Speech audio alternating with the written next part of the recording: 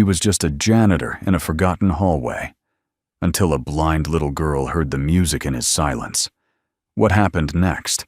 Even a 4-star general couldn't walk away unchanged. In this deeply moving story of second chances, grief, and the unexpected power of kindness, a quiet single-dad veteran finds his way back to life, not through war, but through music and a child's listening heart. If stories like this touch you the way they've touched millions, don't forget to like, share, and subscribe to Soul Moment Story for more heartfelt tales that heal, inspire, and remind us what truly matters. Now, take a breath. Let the music begin. The night had a hush to it. Not the kind that comforted, but the kind that lingered like an unsaid word. The old military base had long since been converted into a sprawling federal administrative complex with polished glass offices, replacing bunkers, and polished brass, replacing battlefield grit. But some ghosts didn't leave just because the paint had. Daniel Morgan moved silently down the marbled hallway, the wheels of his janitor's cart whispering across the tiles.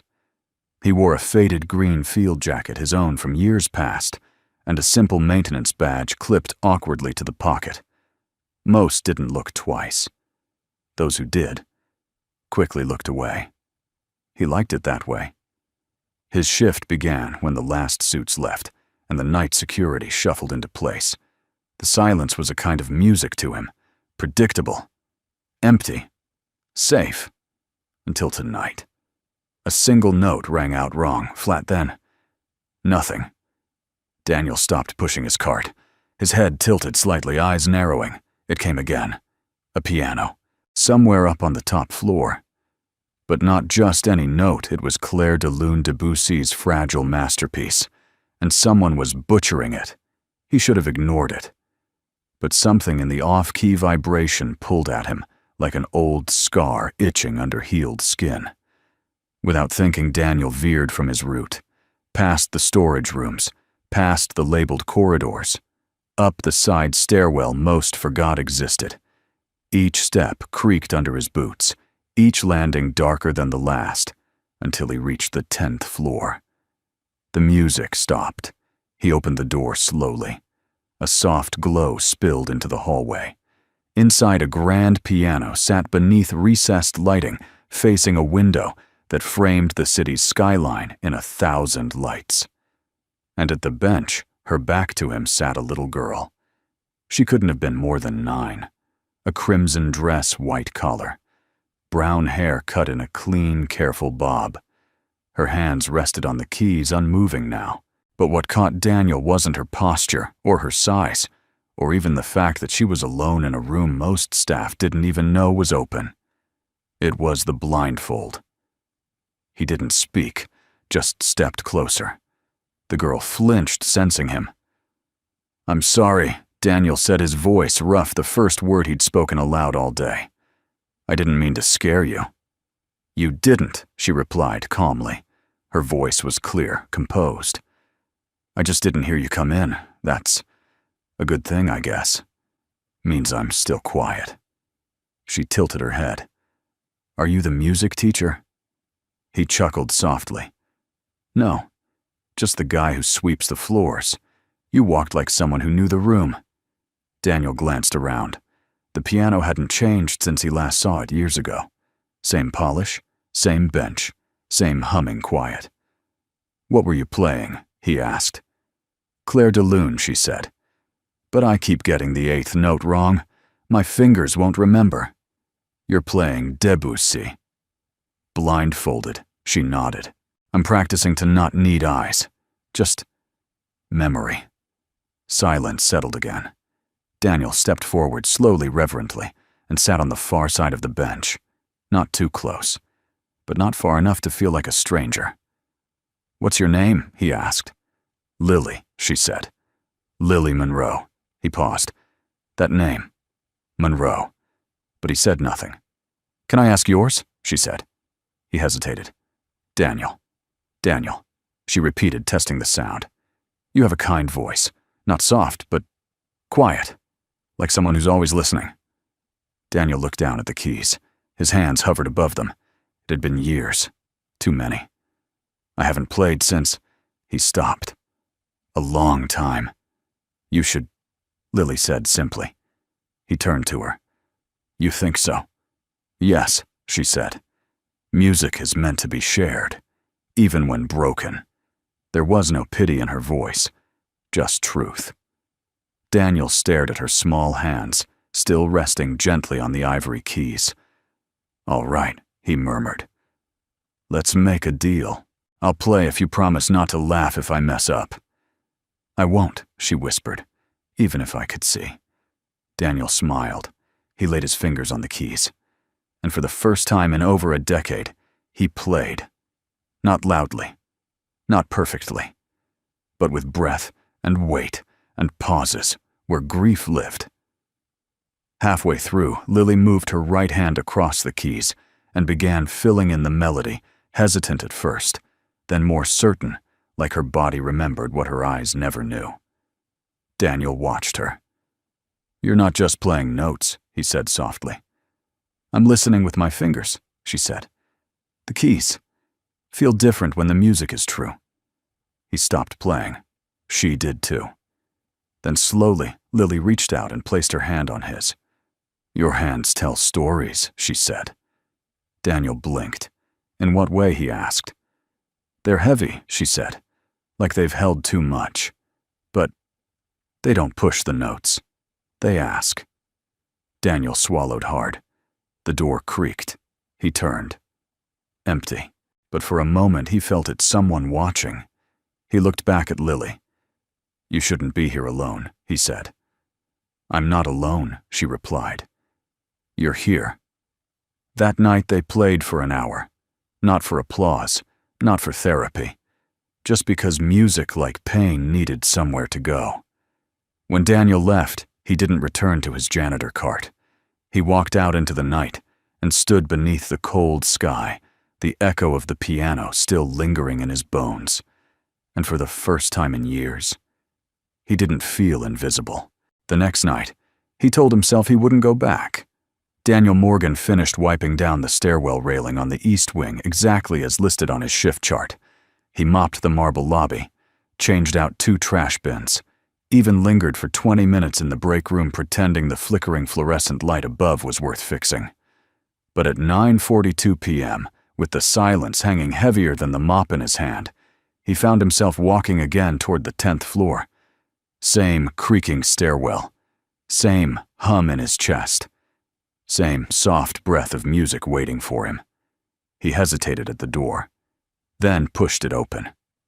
She was there. Lily Monroe sat at the piano facing the city lights she would never see. The blindfold was gone tonight, but her eyes remained gently closed, her head tilted slightly, listening rather than watching. When she heard the door open, she didn't flinch this time. I saved the bench for you, she said simply. Daniel approached slowly and sat beside her, not saying a word. The space between them felt known now, as if the music had carved out a sanctuary no one else could enter. I brought something, she said. Her small hand reached into her red satchel and pulled out a crinkled sheet of paper. Braille bumps lined the edges, but on the back, written in a child's careful block, letters was a list. 1. Middle C2, sustain pedal. 3. Don't apologize when I miss a note. 4. Play the sad parts too. Daniel read it slowly, then smiled. Is this a contract, he asked. It's a promise, Lily replied. You're not allowed to give up halfway. He nodded. Then I'll make one too. What is it? I'll never lie to you about a note, he said. Even the broken ones. She tilted her head. Good. Those are usually the truest. They began to play not Debussy this time, but something looser, more playful. Lily tapped out a bouncing melody in C major, and Daniel chased her rhythm with a deeper, softer counterbalance. It wasn't perfect, but it was alive. In the middle of a run, she asked, Were you always a janitor? Daniel paused. No, he said, pressing a soft chord. I used to wear a uniform, like my mom. Your mom's the general?" She nodded. "General Laura Donovan. She doesn't like to be called Mom in public. Just ma'am?" Daniel looked away. The name confirmed what he already suspected. Laura Donovan. They had served in the same combat division. She was once the rising star of command. He was the man everyone whispered about, but never really understood. "She's important," Lily said. "She runs everything." Daniel didn't respond right away. Instead, he shifted his fingers gently across the keys. "Is that hard?" Lily asked. "Having a mom who's busy all the time." "She wasn't always like that," Lily said softly. "Before Dad died," she laughed more. "She used to sing while cooking breakfast. She doesn't sing anymore." Daniel's chest tightened. "What happened to your dad?" he asked. There was a long pause. "He was a pilot," she said. "His plane never came home." Daniel stared at the keys. A sharp silence filled the room. "I'm sorry," he said. "It's okay," Lily answered, her voice steady. "He still visits me in dreams. But Mom says that's just how kids grieve." Daniel didn't speak. Memories flickered through his mind. Camouflage flight suits, a smile beneath a helmet, the smell of jet fuel, and a voice over the comms. "If something happens to me, tell her she made me better." He cleared his throat. "Do you know what song your dad used to sing?" "Mom says it was some melody he made up," she replied. It didn't have a name, just notes. Daniel nodded slowly. "I think I heard it once," he said, barely a whisper. Lily turned toward him, eyes still closed. "Can you play it?" He hesitated, then let his fingers fall gently onto the keys. Soft, hesitant, a quiet pattern of rising thirds and suspended fourths. Lily's head tilted. She leaned into the sound. "That's it," she said. That's his song." Her voice cracked for the first time. Daniel didn't stop. He built the chords one after another, breathing life into something half forgotten. The final note hung in the air like a benediction. When it faded, Lily spoke again. "You knew him." Daniel stared straight ahead. "Yes," he said. There was no use hiding it now. "I served with your father. His name was Michael. He was one of the finest pilots I ever knew." Lily swallowed. "Why didn't you tell me? I didn't think I should." Daniel replied. "People like me. We stay in the background. That's how we're useful." "You're wrong," she said quietly. "You're the first person who ever made me feel seen." Daniel looked at her, really looked. "I see you, Lily, with or without your eyes." A few moments passed. Then Lily reached out her hand and placed it over his once more. "You're not just the janitor," she said. "You're my friend." Daniel couldn't respond. He just nodded, swallowing a lump that hadn't risen in years. From the hallway outside, a quiet set of footsteps approached. They didn't notice, but someone else did. A young lieutenant in uniform stood down the corridor, frozen by the sight inside the music room. She squinted, recognized the man playing the piano, and her jaw set tight. She turned and walked quickly down the hallway, straight toward General Laura Donovan's office. Daniel hadn't touched the piano in almost 10 years. Not since Laura's voice crackled through his headset on a cold morning over Kandahar. Not since the call went out that Michael Monroe's F-16 had gone dark.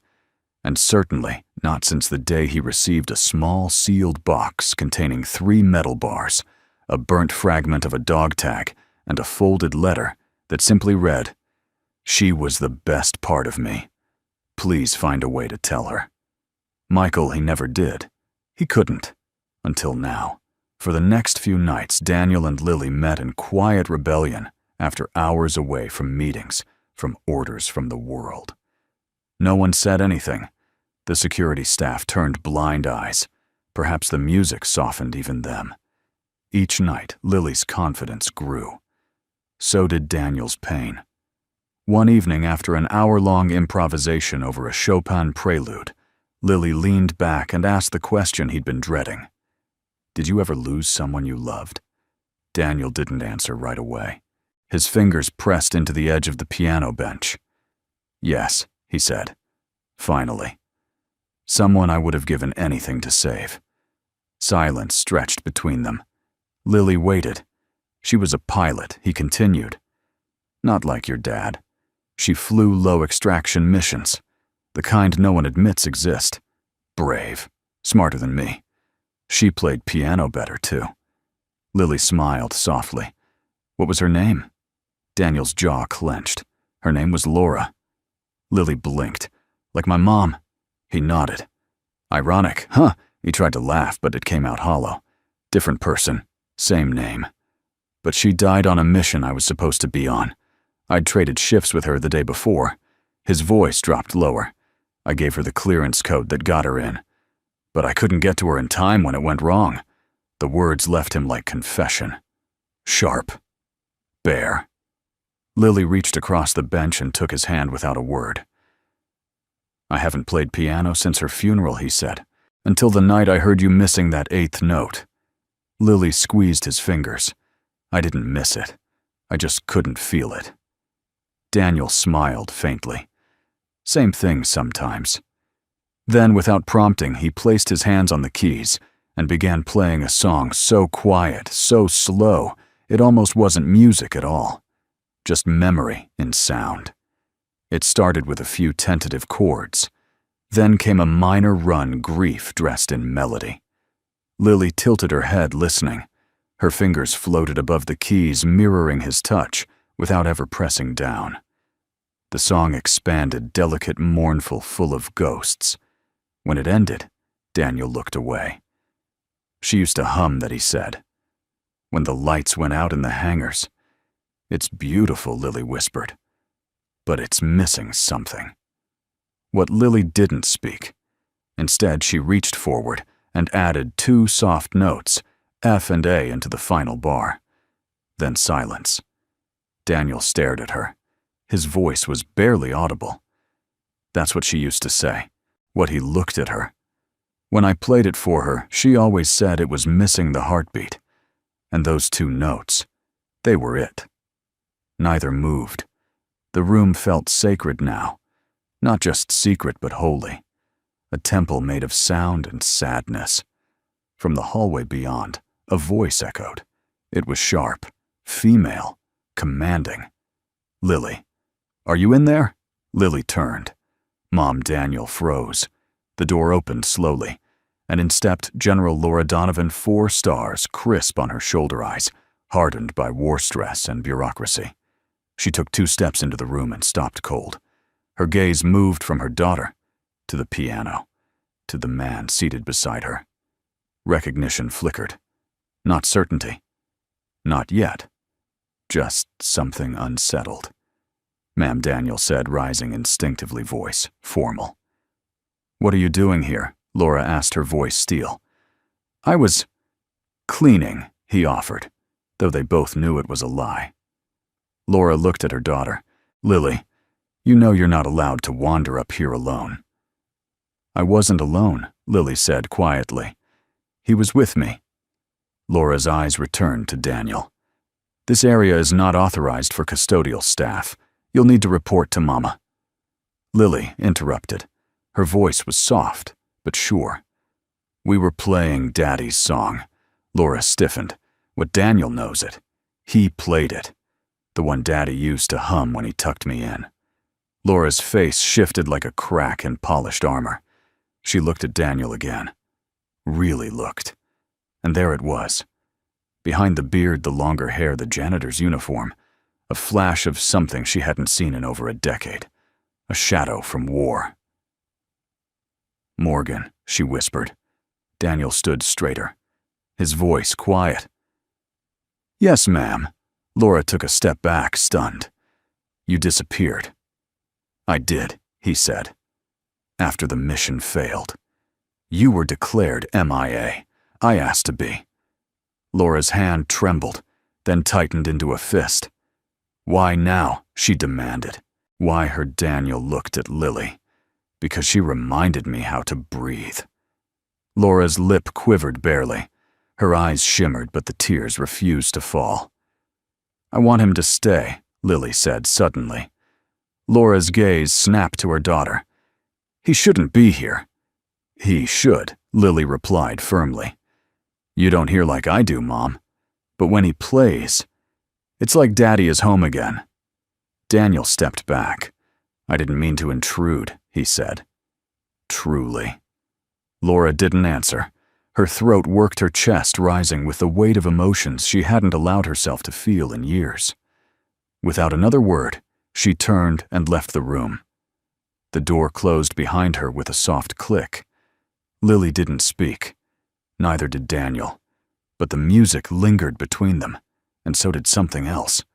A ghost neither of them feared anymore. The silence in General Laura Donovan's office was almost unbearable. It wasn't the quiet of peace, but the kind that screamed with restraint, the kind built on decades of swallowing grief, bottling duty, and burying what couldn't be spoken aloud. She stood by the tall window overlooking the parade grounds, arms folded behind her back in parade rest, though no one was watching. No one but the ghosts. Behind her, the lieutenant waited stiff and nervous. The young woman had brought the report an hour ago, saw the janitor Daniel Morgan inside the restricted music room after hours with the general's daughter. Twice. The file on the desk was thin. Too thin. Just a few lines. Civilian contractor. Custodial division. No disciplinary record. No prior incident. No military reference on file. But Laura knew better. She knew who he was. Daniel Morgan wasn't just a name from the past, he was a living wound, a shadow from a mission that had cost more than lives. He was also the man her late husband once trusted with everything, the man who vanished after the crash, who refused military commendation, who walked away from everything and now played piano for her blind daughter. The contradiction unsettled her more than she cared to admit. She turned to her desk. "Lieutenant," she said coolly, "send for Morgan. Have him report to my office. Immediately." Daniel stood outside her door 5 minutes later. He looked like he'd stepped out of another life and into a place that didn't quite want him. Hair tied back neatly, uniform plain, boots clean but worn from long nights and hard steps. There was no trace of rank, but Laura could still see the man behind the silence, the war in his posture, the ache in his restraint. She didn't invite him to sit. "Close the door." He obeyed. She circled her desk slowly, her voice precise. "You accessed an unauthorized area?" "Yes, ma'am." "You interacted with my daughter without clearance?" "Yes, ma'am." "You are not military anymore. You are a contractor. And yet you used your prior knowledge of this facility to circumvent protocol." Why, Daniel met her gaze, steady, calm, because your daughter was alone, and she was searching for something only music could give her. "That's not your place." "No," he agreed, but it wasn't hers to lose either. Laura's jaw tightened. "You don't get to lecture me on parenting." "I'm not," he said quietly. "I'm reminding you she's grieving in silence, and silence doesn't heal." Laura stepped closer, eyes sharp. "You think I don't know what grief is? I think you've made a fortress out of it," Daniel answered. There was a long pause. She hated how right that sounded. "Why didn't you tell me you were here?" she demanded. "You could have spoken to me. You could have—" What he cut in voice low. Asked for forgiveness, permission. "I was the last person to speak to Michael. I gave him that flight order. I watched the fire from the ridge. His voice cracked barely. He trusted me, and I failed him." Laura's eyes glistened. She turned away, brushing a non-existent speck from her desk. "You didn't fail him," she murmured. "The mission did." Daniel breathed slowly. "Then why does it still feel like I wear his dog tag around my neck?" Silence settled again, but it was broken by the sound of a soft ding, a notification on Laura's desktop screen. She turned. Read it. And with a coldness Daniel hadn't seen in her before she straightened and tapped the intercom. Security, she said. Effective immediately revoke access for custodial contractor Daniel Morgan from floors 9 through 11. Restrict nighttime movement past 2,000 hours. Inform him of proximity violation protocol with dependent minors. Daniel's expression didn't change, but his eyes did. Laura looked at him. I'm sorry, she said, though her voice lacked conviction. It's standard procedure. He gave a small nod. Of course. You'll continue your work on assigned levels. But your interaction with my daughter ends tonight. That is not negotiable. Daniel stood tall.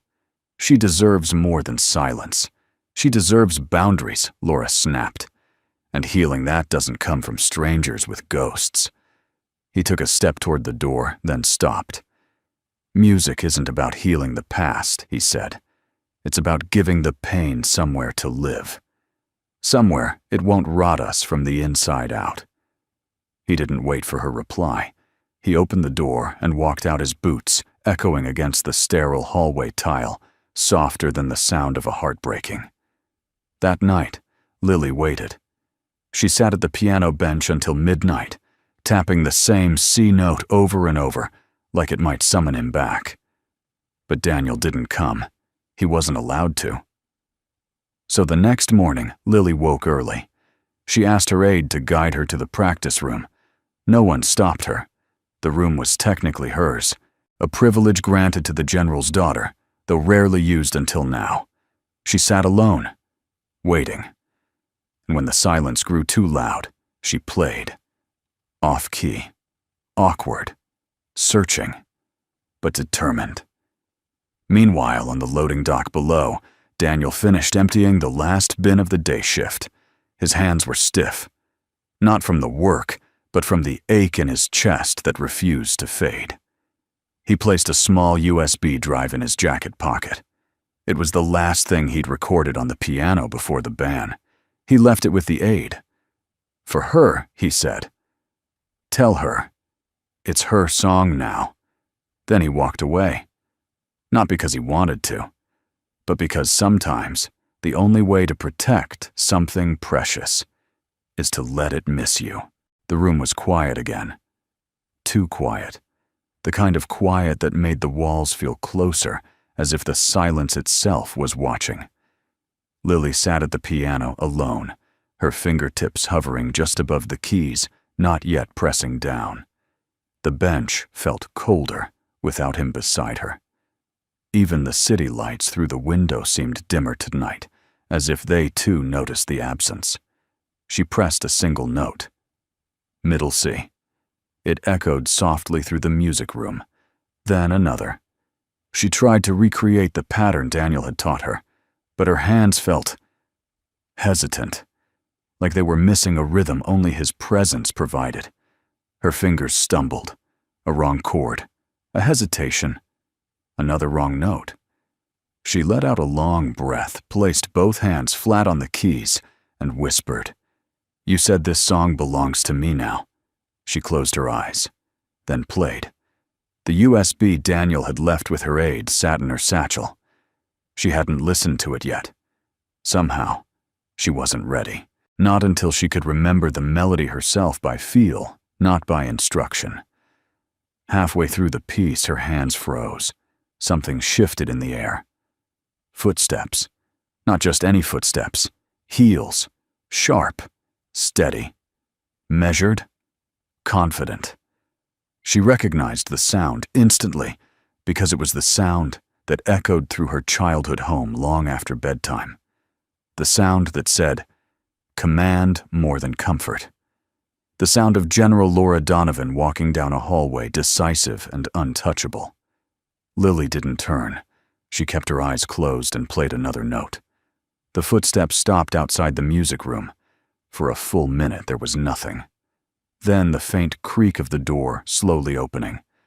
But still silence. Laura stood just past the threshold, her hand still on the doorknob but her body frozen. She saw her daughter at the piano, alone, eyes closed, hands trembling slightly as she tried to pick out a melody too advanced for her fingers, but not her spirit.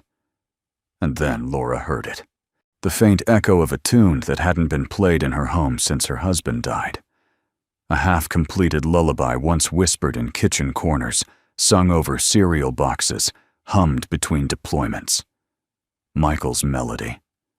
Laura felt the air leave her lungs. Her fingers tightened on the doorframe. She stepped inside. The sound of her heels echoed across the hardwood floor. Lily didn't move, but her voice, clear and quiet, reached through the space between them. "Mom," she said, "I hear your shoes." Laura paused mid-step. "You always walk like the world belongs to you," Lily added, still not turning. "Even when it's 2 a.m., Laura swallowed. "I didn't mean to interrupt." "You didn't," Lily said, her fingers still brushing gently across the keys. The music wanted someone to hear it. Laura stepped closer. The piano room was dimly lit, just the soft amber glow from the corner lamp and the night skyline through the window. It cast Lily in a kind of soft halo, small, poised, heartbreakingly alone. "I didn't know you came up here," Laura said softly. "I didn't either," Lily replied, "until Daniel showed me." Laura inhaled sharply at his name. "Lily, about Mr. Morgan." "I know," Lily cut in gently. "You made him leave." Laura was silent. Lily continued, her tone steady. "But you didn't hear what I heard. When he played, it felt like Daddy was sitting right next to me." Laura moved slowly to the piano bench beside her daughter, but didn't sit. "You know that's not possible," she said, her voice trembling just slightly. "Maybe not with eyes," Lily said, "but I don't see with those anymore." That sentence hit harder than Laura expected. "Sweetheart." "Did you know," Lily asked suddenly, "that Daniel was the last person to talk to Daddy?" Laura froze. "Yes," she admitted. "I found out recently." "Did you ask him what Daddy said?" Laura hesitated, then lowered herself onto the bench slowly, like she was lowering the weight of the past. "No," she whispered. "I didn't." Lily's fingers pressed another soft chord. "You should," she said. "I think Daddy left something behind for you. Something Daniel remembered." Laura turned toward her daughter. Lily was still facing forward, eyes closed, but she was smiling. "Mom," she said, almost like a prayer, "I'm not afraid of the dark anymore. Because now I know music can still find me in it." Laura blinked away sudden tears. "And when Daniel played that night, I could feel what Daddy must have felt when he fell in love with you." Laura pressed her hand to her mouth. It wasn't like her to cry, not in uniform, not in command, not in front of her daughter. But she couldn't stop the single tear that slid down her cheek. Lily reached out carefully and touched the top of her mother's hand. "You're not just a general," she said. "You're his song, too." Laura couldn't speak. Instead, she wrapped both arms around Lily, pulled her close, and for the first time in months, no years held her like a mother, not like an officer. They stayed that way for a long moment. Outside, the city lights blinked softly in the night. Somewhere in the building, the hum of air vents and ticking of fluorescent lights carried on. But in that music room, there was only stillness. Warm, healing stillness. After a while, Laura asked, "Would you like to hear the USB Daniel left you?" Lily smiled wider. "I was waiting for you to listen with me." Laura reached into the satchel and found it small, simple, labeled in black ink, "The Things We Hear with Our Heart." She plugged it into the wall speaker and pressed play. What followed wasn't just a song. It was a story of grief, love, redemption, and something more, a father's memory stitched into every note, and a stranger's quiet promise to carry it. Laura didn't speak.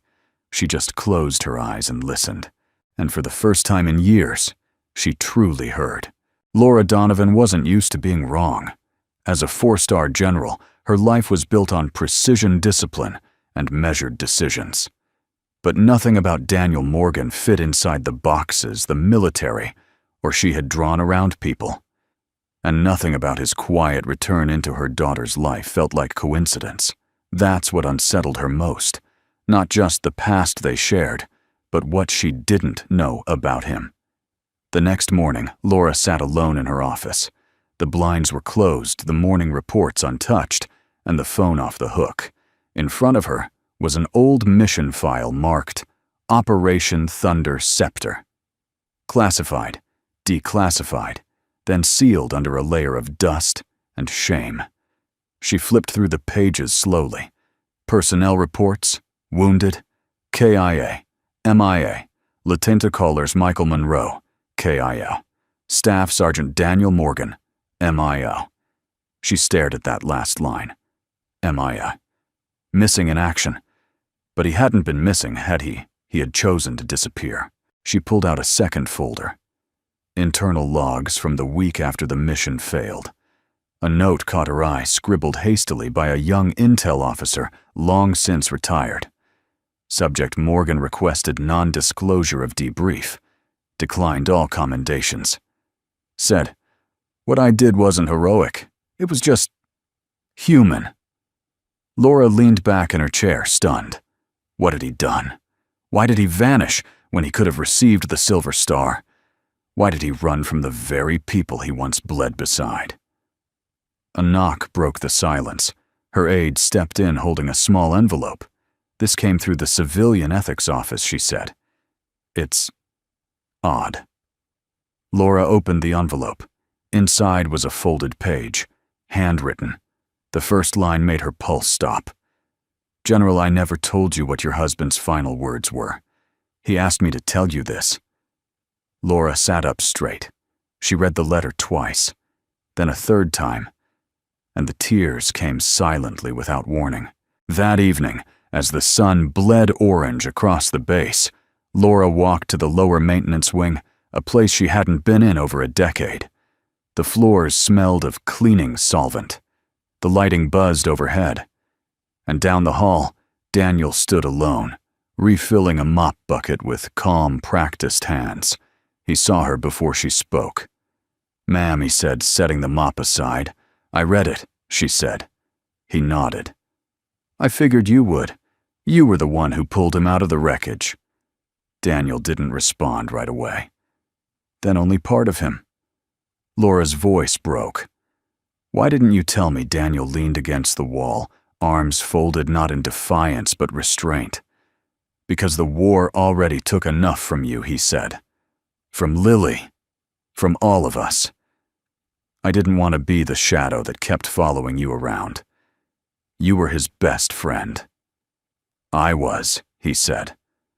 "Until the day I let him go." Laura stepped closer. "You didn't let him. You stayed. He made a choice." Daniel's eyes darkened. "He made me promise. If he didn't make it back, I had to get the intel to command. That was the priority. Not the body, not the medals, just the mission. So I left him there. I left my best friend burning in a cockpit because that's what the job demanded." Laura's voice cracked. "He knew what he was asking of you." Daniel looked down. "But I didn't know what it would cost." They stood in silence. 2 soldiers, 2 survivors. One promise that had never been spoken aloud until now. After a long pause, Laura said, "He also asked you to watch over Lily, didn't he?" Daniel looked up sharply. "Yes." "And that's why you took this job." Daniel hesitated, then nodded. "I needed to be near her. I didn't know how. I didn't want to intrude. But when I saw her walking into the music room, it felt like maybe this was the moment he meant." Laura stepped back, breathing in slowly. "My daughter plays piano now," she said. "She finds peace in sound. Not orders, not medals, not speeches. She plays better than she knows," Daniel said. "She's better because of you," Laura replied. "And I almost stopped that." Daniel looked at her, unsure of what to say. Laura reached into her coat pocket and held out the letter. "I never said thank you for saving him long enough to say goodbye, and for giving Lily something I never could." Daniel accepted the letter, gently folded it again, and tucked it back into the envelope. Then softly, Laura said, "She wants to see you again." His eyes met hers, cautious, uncertain. "She said the silence without your music feels colder." Daniel exhaled slowly. "It feels colder to me, too." Laura managed a faint smile. "For the record," she added, "you were never just a janitor." Daniel gave a soft nod. "And you were never just a general." They stood quietly again. Then Laura said, "Will you come tomorrow? There's something I want you to hear." "What is it?" "A song," she said, "but this time, from both of us." That night, Daniel stood alone in his modest apartment on the edge of the city. His old military duffel still sat unopened in the corner, never unpacked. On the wall, a photo of his unit during Operation Thunder Scepter faces, now mostly gone. Names faded.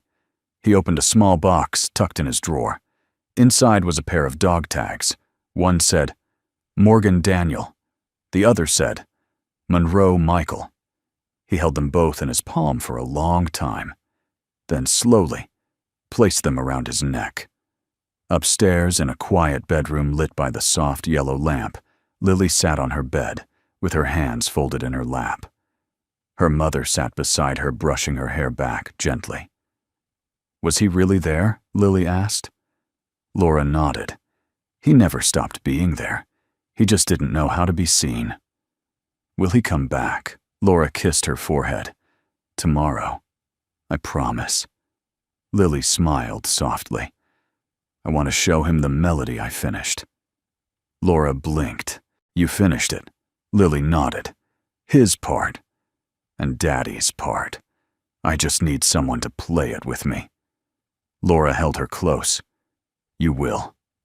Outside, the stars were beginning to appear, and somewhere far away from war and medals and uniforms, a man who once chose silence was finally preparing to return to music, because sometimes what they didn't know was exactly what they needed to hear. The piano room glowed with the soft golden light of late afternoon. Lily's hands moved slowly across the keys, feeling every note like a pulse beneath her fingers. She wasn't practicing anymore. She was remembering. Each chord was a memory, each pause a hope. She hadn't smiled like this in weeks, not since Daniel was told to stay away. But now, with her mom's voice saying, "He'll come back tomorrow," she carried the melody with a quiet joy in her chest. And he did come back. Just after 6 p.m., as the halls cleared and the building emptied, Daniel Morgan entered the music room again. He looked different this time, no longer hiding in janitor's clothes. Still simple worn boots, faded jeans, green jacket, but he walked with a quiet confidence, like a man who had nothing left to run from. When Lily heard his steps, her fingers paused mid-phrase. She turned her head slightly and smiled. "You kept the promise." Daniel approached. "Always do when it's for someone who listens better than most see." She giggled. "Took you long enough." He sat beside her. Without another word, they began. Their hands moved in harmony, not needing to count or signal. Her melody clear searching, his accompaniment warm anchoring, and in the middle of it, a whisper of another soul. Michael Monroe's legacy lingering in every rising note. Halfway through, the door opened. General Laura Donovan stepped in, not as an officer, but as a mother. She stood quietly at the back, her face soft, listening. Her arms were no longer crossed. She wasn't assessing. She was absorbing. Until the interruption came. The click of polished shoes on tile. A second figure entered behind her, stern, clean cut, holding a folder. Colonel Raymond Blake, Protocol officer. His voice broke the stillness like cold wind through a chapel. General Donovan. May I speak with you privately? Laura stiffened. Daniel and Lily stopped playing. Lily's face fell instantly. He's not in trouble again, is he? Blake looked at Daniel with the precise disdain of a man who measured respect in stars and stripes, not in melody. No one's in trouble, Miss Monroe, he said flatly. But there are procedures. Laura gave Lily a reassuring glance and followed Blake into the hall. The door closed. Inside, Daniel turned to Lily. It's okay, he said gently. Lily frowned. That man doesn't like music. Daniel chuckled. That man doesn't like anything that doesn't wear rank. Outside in the hallway, Blake's voice dropped low. This cannot continue, General. A civilian contractor with unsupervised access to your daughter, after hours no less. We've received 2 internal reports, 1 from the aide, 1 anonymous. You know the policy. Laura's eyes hardened. Daniel Morgan is not a threat. That's not the point, Blake said sharply, per the Federal Dependent Contact Code. Section 9A, Paragraph 3, non-familial civilian employees are not authorized to engage in repeated contact with minors of high-clearance personnel, especially unsupervised. You've crossed the line. I gave permission. And that permission is being challenged by the Ethics Board. This morning, I received formal notice either he ceases all contact or this goes to review. Laura held his stare. You're politicizing healing. I'm protecting protocol, Blake snapped. You know what happened at Fort Ellis last year. 1 wrong call, and the media will shred you. Laura's hands clenched at her sides. He saved her, not from danger, from silence. And no regulation accounts for that. You're a 4-star general, Blake said. Start acting like one. Then he handed her the folder. Final written warning. If Morgan is seen with your daughter again after today, he will be permanently removed from the contractor registry. No appeals. Blake turned on his heel and left. Laura stood alone, folder in hand. Inside the room, she heard the music resume, quiet, hopeful, unknowing, and her heart split. Later that evening, Laura sat at the kitchen table in their quarters across from Daniel. Lily was asleep, headphones on, listening to the USB recording on loop. The coffee between them had gone cold. Neither had touched it. He gave you a final warning, Daniel asked. Laura nodded. Black and white. No nuance. Daniel's jaw tightened. So I'm gone again. Laura met his eyes. They don't see what she sees. I'm used to that, he said quietly. She reached into her pocket and slid the folder across the table. He opened it, read it, closed it, then pushed it back. I won't fight it, he said. Laura leaned forward. You should. And put you and Lily in the crosshairs, no. He shook his head. This isn't a battle I can win with a mop and a melody. Laura's voice cracked. She'll think you abandoned her. Daniel closed his eyes. I'll leave her something. The next day, Daniel arrived early. He didn't go to the music room. Instead, he walked outside to the small garden near the chapel, where Lily sometimes sat in the afternoon, listening to the wind. She was there, seated quietly, the sunlight catching in her hair. He walked slowly, sat beside her on the bench. I heard them, she said softly. Heard what? The heels. Then another pair, but heavier, angrier. Daniel smiled gently. You really do hear everything. She nodded. Are you leaving again? Daniel didn't answer right away. He pulled a small object from his coat pocket. A metronome.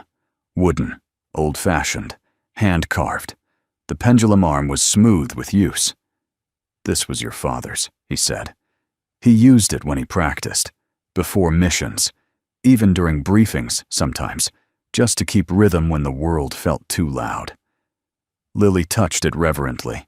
He left it in my locker, said one day maybe someone would need it more than him. She looked up toward Daniel, though she couldn't see him. "I don't want you to go." "I know. You make the music make sense." Daniel fought the lump rising in his throat. Sometimes, he said slowly, the most important notes are the ones between the keys, the rests, the silences. They give the song its shape. She shook her head. "But this silence doesn't feel right." He took her hand, held it gently. "Then I'll wait," he said, "until it does." They sat in silence for a long time. When she finally reached for the metronome and placed it over her heart, Daniel stood and walked away. But this time he didn't vanish. He walked slowly, so she could hear each step fade. And remember, the apartment was quiet again. Daniel sat on the edge of his modest bed, hands resting on his knees, as if waiting for something that might never arrive. Outside, the wind pushed against the windows, carrying with it the scent of rain and distant traffic. He stared at the small metronome's empty space on the shelf. The silence it left behind was louder than the ticking ever was. On the table beside him sat an old laptop and a worn pair of studio headphones. The track was loaded, mixed, cleaned, and saved with a simple title, "For Lily, and for the one who still listens." He copied the file to a new USB drive. No label this time. Just a small ribbon tied around it, navy blue like Michael Monroe's flight suit. Then he reached into a drawer and pulled out a folded envelope. Inside was the original handwritten sheet music, 2 sets of notations. One was his. The other was Michael's. Notes he'd scribbled on the back of a maintenance checklist during a long deployment. A melody that never had lyrics, but always carried a message. Play this when the world forgets how to feel. Daniel tucked the USB and the sheet into a small leather pouch. He didn't write a goodbye. He didn't need to. Meanwhile, in her office, General Laura Donovan sat staring at the very same USB. It had been delivered without ceremony, left quietly on her desk that morning, by a civilian clerk who simply said, "He asked that you listen to it first." No note, no explanation. Just a name on the folder, "The Things We Hear with Our Heart." Final mix. Laura plugged in her headphones, clicked play, and for the next 7 minutes and 22 seconds, she didn't move. What began as a simple piano intro grew into something else entirely, a conversation between 2 melodies, weaving in and out of each other, like father and daughter speaking across time. A motif of strength disguised in gentleness, a theme of loss threaded with warmth, and in the final bars, Michael's motif returned, finished, completed in a way Laura had never heard before. And then, a third motif entered. New, smaller, but confident. Lily's melody. She gasped. The 3 voices, Michael, Daniel, and Lily, braided into a single haunting harmony. Not a goodbye, a reunion. When the music faded, Laura removed the headphones, her hands trembling. She stared at the blank wall across from her desk. Then she reached for the phone. Lily sat in her room with the windows open, the spring air flowing in gently. The metronome sat on the dresser, silent, but she could feel its rhythm in her chest. She hadn't played since Daniel left. The piano felt different now, like it missed him too. That evening, her mother walked in, no heels this time, just quiet steps and socks. "I have something," Laura said. Lily turned. "Is it from him?" Laura nodded and placed the USB into the speaker dock. No words were spoken. The music began, and Lily froze. It was him, but not just him. It was her father, and her. All 3 of them playing the song none of them ever finished. Until now. Tears slid down Lily's cheeks, but she didn't sob. She just placed her hand over her heart and whispered, "Daddy." Laura knelt beside her and held her close, and for the first time mother and daughter cried together, not from pain, but from the beauty of a wound that was finally allowed to breathe. The next day, Laura made a decision. She called a meeting with the ethics board. Colonel Blake sat at the head of the table, stoic as always. "This won't go well," her aide warned softly. "I'm not here for approval," Laura replied. "I'm here for the truth." When the meeting began, Laura stood not in uniform but in civilian clothes, simple, respectful, human. She played the music over the speakers. 7 minutes. No interruptions. When it ended, the room was silent. Then she spoke. "You've spent the last month questioning whether Daniel Morgan belongs here, whether he's a risk, whether he's qualified to influence my daughter. And in every file you've ignored the only qualification that matters." She placed the metronome on the table. He listened. Some frowned. Others looked down. Laura continued. "You don't know what it means to have a daughter who cannot see your medals or your regrets, who doesn't care about protocol but listens for footsteps, for voice cracks, for silence." She paused, voice thick. Daniel didn't break the rules. He bent them. To reach a child who's been living in silence since her father died. Colonel Blake cleared his throat. "General, we understand your personal connection, but—" "No," Laura said firmly. "You don't understand anything, because you've all been busy protecting an image, while I was watching a man rebuild a girl's belief that the world can still be beautiful." She stepped back. "I won't ask your permission. I'll take the consequences. But I will not apologize for letting kindness into my daughter's life." Then she turned and walked out. Head high, heart open. That night, a knock came at Daniel's door. When he opened it, Lily stood there, headphones around her neck, her mother's hand holding hers. Daniel froze. "Hey kid," he said softly. Lily smiled. "I brought your song back." She handed him the metronome. Daniel's throat tightened. "I thought you'd need it," she whispered, "for when we play again." Laura met his eyes. No words, just a nod. Daniel stepped aside. "Come in." And for the first time in years, the quiet in his apartment was filled with sound again, not just of music, but of footsteps that finally felt like home. The auditorium inside the National Veterans Hall had never felt so quiet. Rows upon rows of seats were filled soldiers, in uniform, veterans, with medals, pinned to blazers, worn thin families, with folded flags on their laps, and even a group of children with white canes resting at their sides. The air was solemn, reverent, sacred.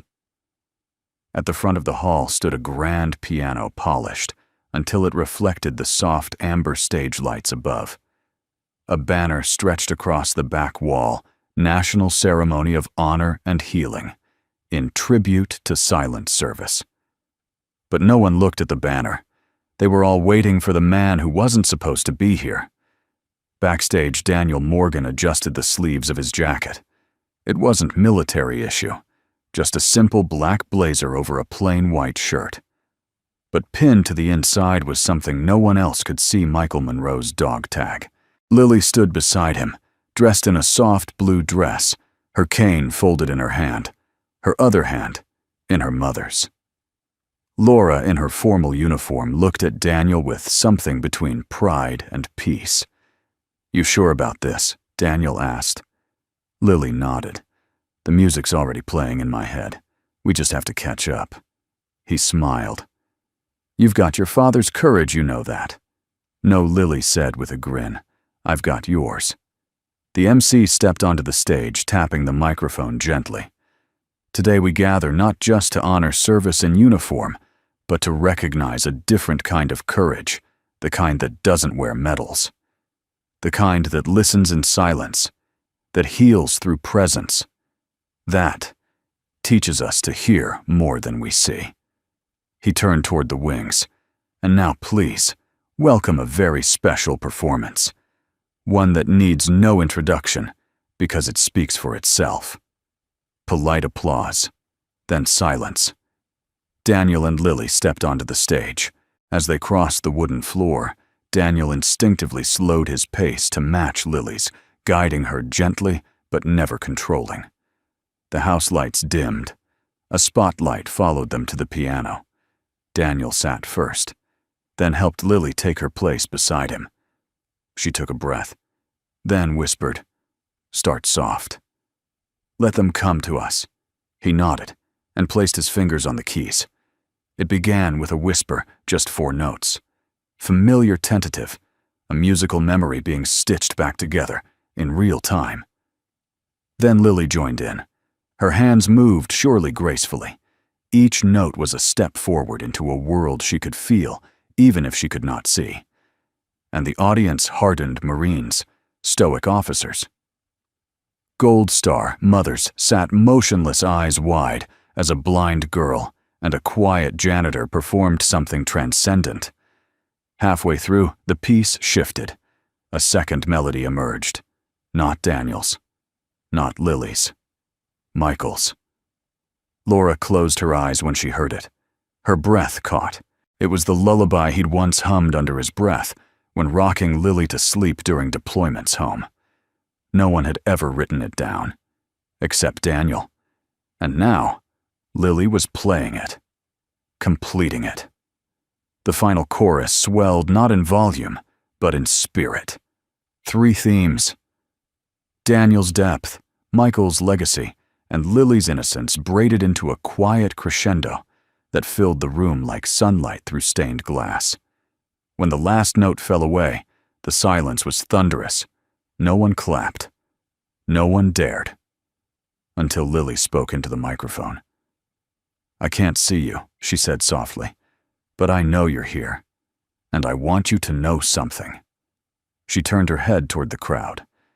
"Music gave me my dad back, and then it gave me someone else, a man who doesn't wear stars, but carries them inside."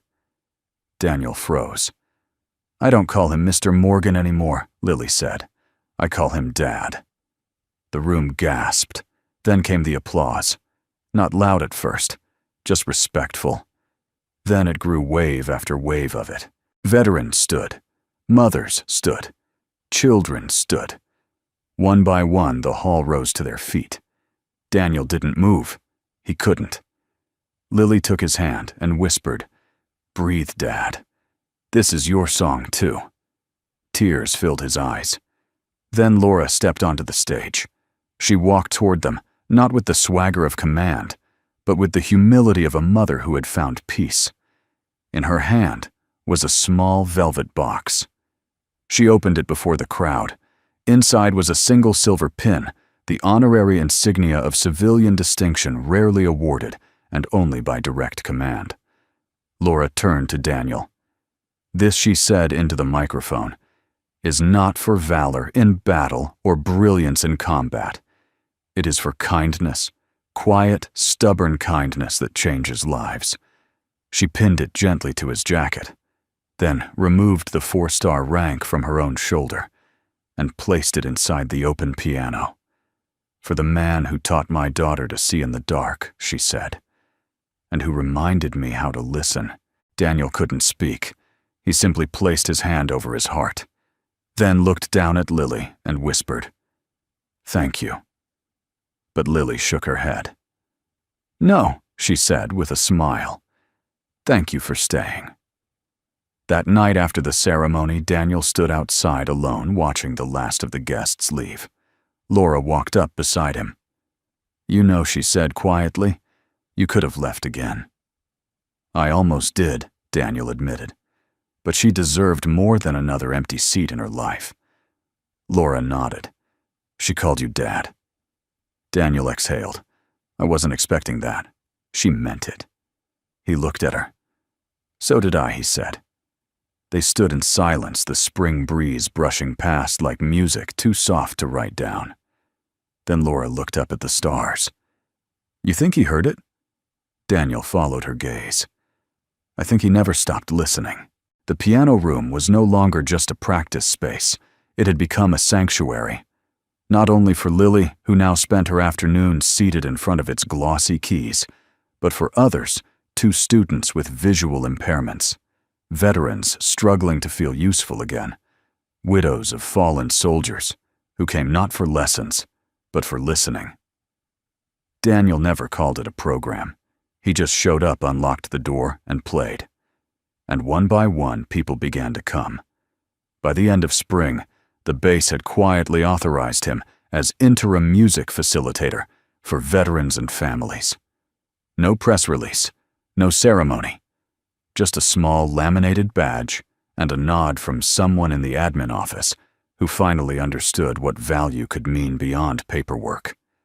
But for Daniel, the real badge had come days earlier when Lily had reached out, taken his hand in front of 1,000 people, and said, "I call him Dad." He hadn't stopped thinking about those words since.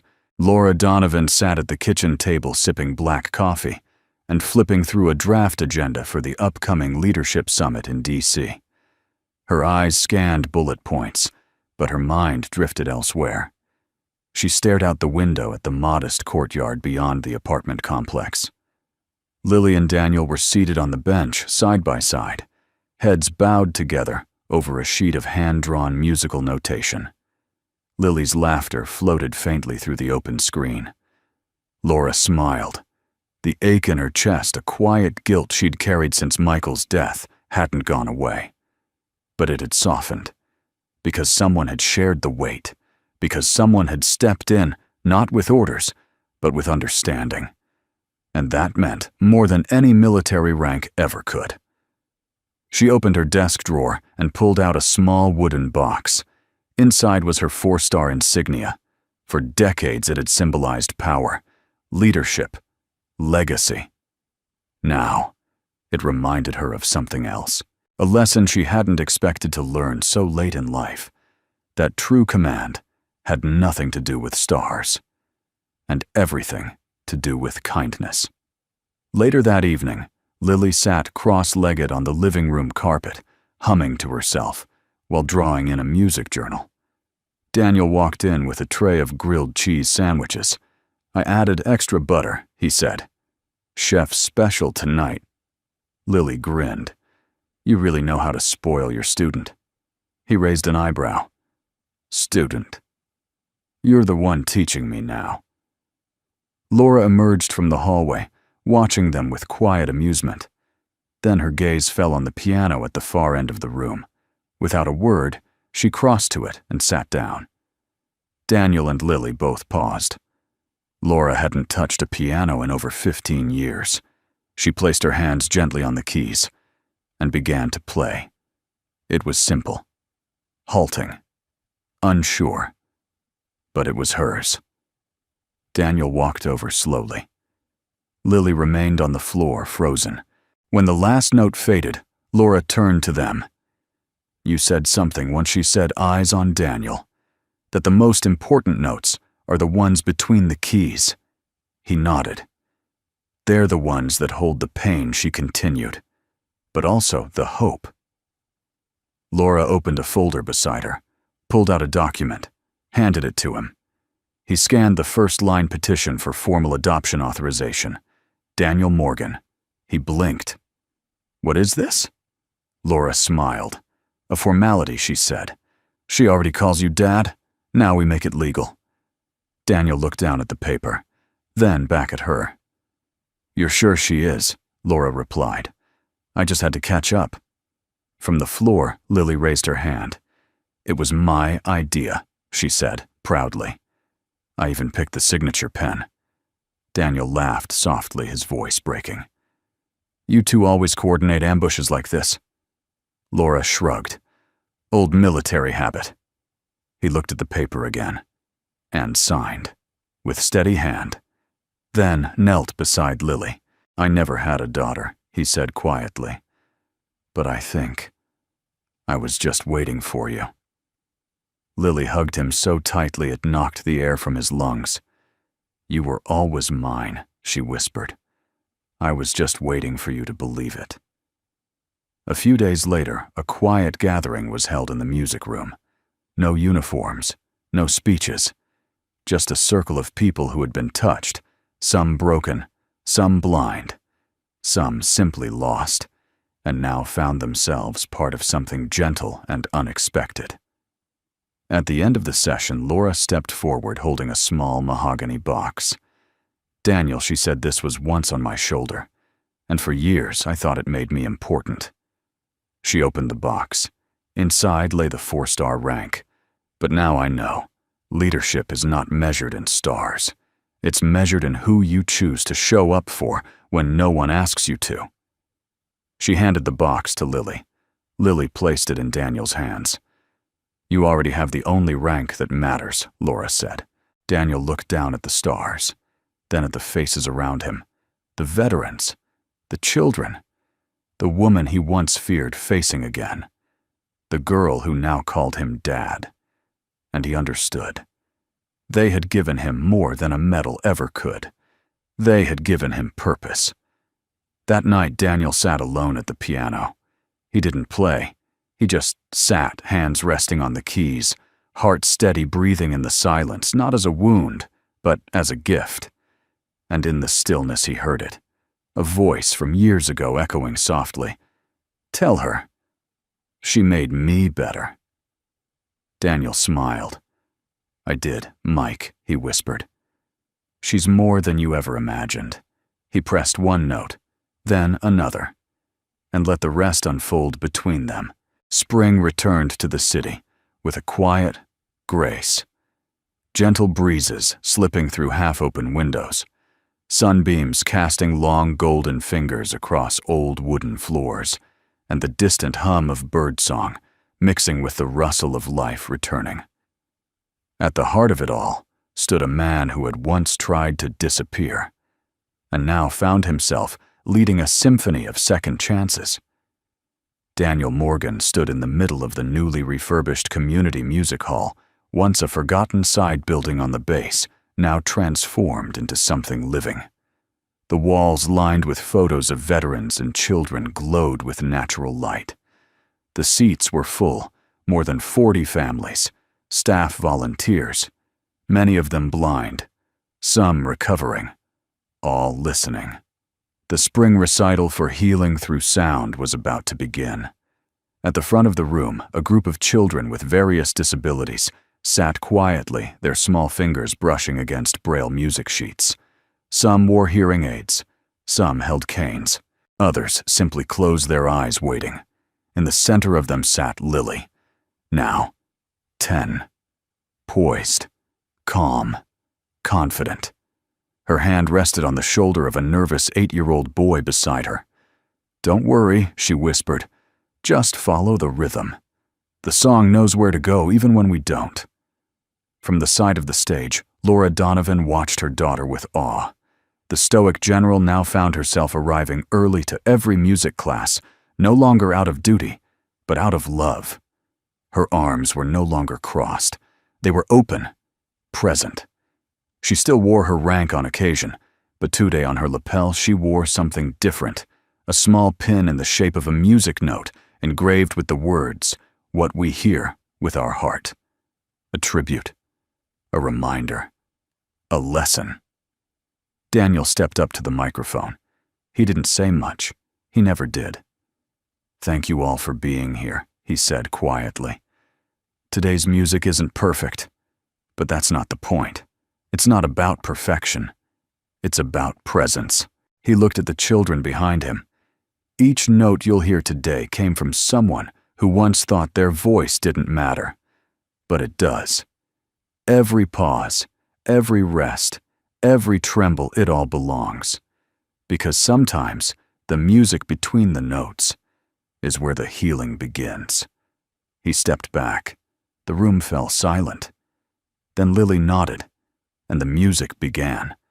They played pieces from memory, from feeling, from instinct. Some children used 2 fingers. Some played just rhythm. Others sang off-key with such sincerity it made the strongest veterans in the room wipe their eyes with calloused hands. When Lily stood for her solo, she didn't ask for silence. She asked for breath. "I want you to listen the way I do," she said to the crowd. "Not with ears. with everything else. She began softly.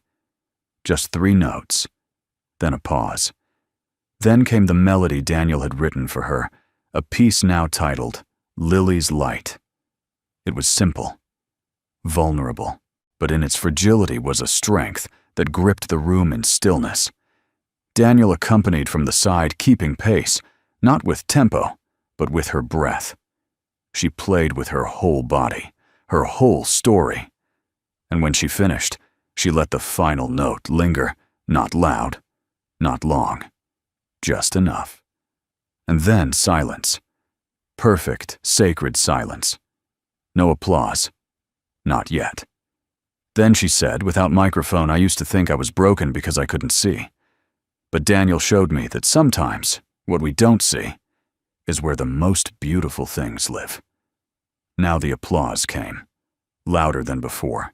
Standing ovation, not for performance, but for what it represented. A father found, a daughter healed, a war veteran remembered for kindness, not for combat. After the recital, people gathered around Daniel. Some shook his hand, others hugged him. One elderly man retired. Navy placed his Medal of Valor into Daniel's palm and said, "You earned this more than I did." Daniel shook his head, handing it back. "I've already got mine," he said, glancing at Lily across the room. Laura joined him near the exit, her uniform coat draped over one arm. "You could have stayed invisible," she said. "I tried." "Why didn't it work?" He smiled. "Because your daughter listens better than most people speak." She chuckled. They watched Lily talking to a young girl who was newly blind, letting her trace the keys with her fingers, gently explaining that music didn't need eyes, just courage. Laura asked, "So what's next for you?" Daniel thought for a moment, then answered, "I think I'll stay." That night back at home, Lily stood by the window in her pajamas, listening to the breeze. Daniel walked in, towel over his shoulder, fresh from washing dishes. "Couldn't sleep," she shook her head. "Too much music in my chest," he chuckled. "Want me to play something to help?" "No," she said softly. "Just talk." He sat beside her. She leaned her head on his arm. Daddy Daniel's heart skipped. He still wasn't used to the word. "Yeah. Do you think people ever really disappear?" he thought. Then replied, "Only when no one remembers their song." She smiled. "I won't forget yours." He kissed the top of her head. "And I won't forget yours." They sat in silence. Then Lily whispered, eyes closed, "I heard you smile." Daniel blinked. "You what I heard it. Just now. In the space between your words." He wrapped his arm around her and whispered, "Then that's where I'll always be." We hope this story brought a moment of warmth to your day. Before you go, we'd love to hear from you. Where in the world are you watching from? Let us know in the comments. Your stories, your presence, they mean more than you know. If this touched your heart, please consider subscribing to Soul Moment Story for more healing tales of hope, kindness, and second chances. Your support helps keep these stories alive. Thank you so much for watching and for feeling. Until next time, take care of your heart and listen for the music between the moments.